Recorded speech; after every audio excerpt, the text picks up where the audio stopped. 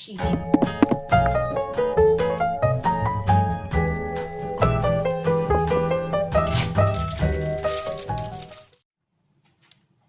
خوش اومدید به یه ویدیو دیگه با من.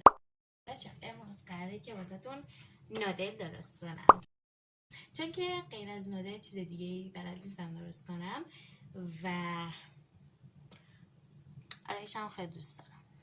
داشتم چند روز پیش توی تیک تاک میگشتم، بعد یهویی بیلی آیلیش رو دیدم، بعد دیدم داره آرایش میکنه و خواستم اینو آرایش کنم که نشه. چرا بخاطر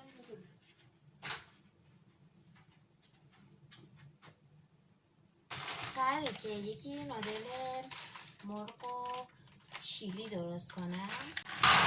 چیلیه یا نه؟ بازم کجه و یکی هم با طعم گوشت، نه مرغ با طعم مرغ. بریم که درست کنیم. حالا از همه اول مرتبه باید قابلمه برداریم. قابلمه یافتم. گاز رو روشن میکنیم، میذاریم آب جوش بیاد، بعدش نودلمون رو میندازیم داخلش.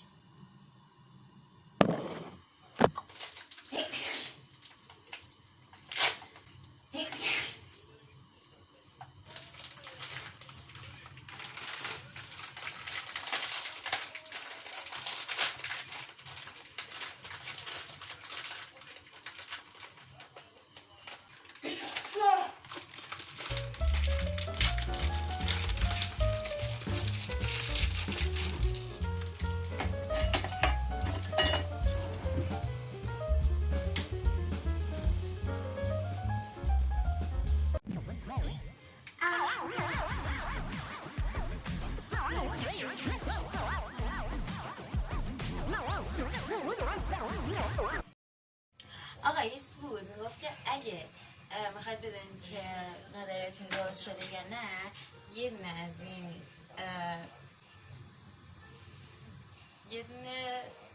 یه دونهشو بردارید، بعد اینطوری برید عقب، اینطوری بزنید تو دیوار، بعد اگه به دیوار چسبید یعنی درست شده، اما اگه نچسبید یعنی هنوز باید بپزید.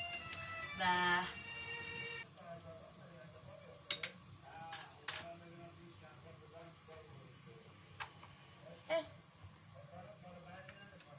چسبید، داره میچسبید.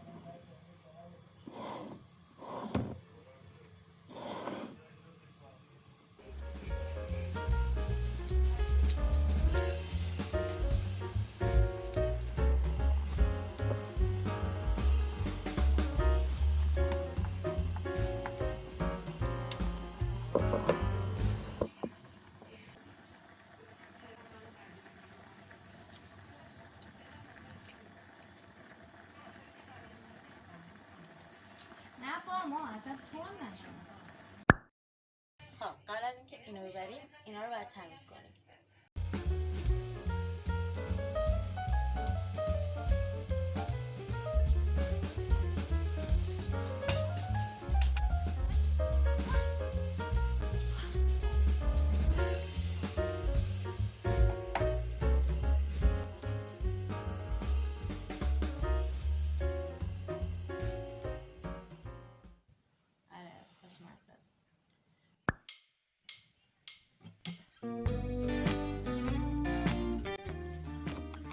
مرسی از اینکه تا اینجا ویدیو رو دید. اگه بازم میخواد واسهتون از این غذای تند درست کنم در خدمتم.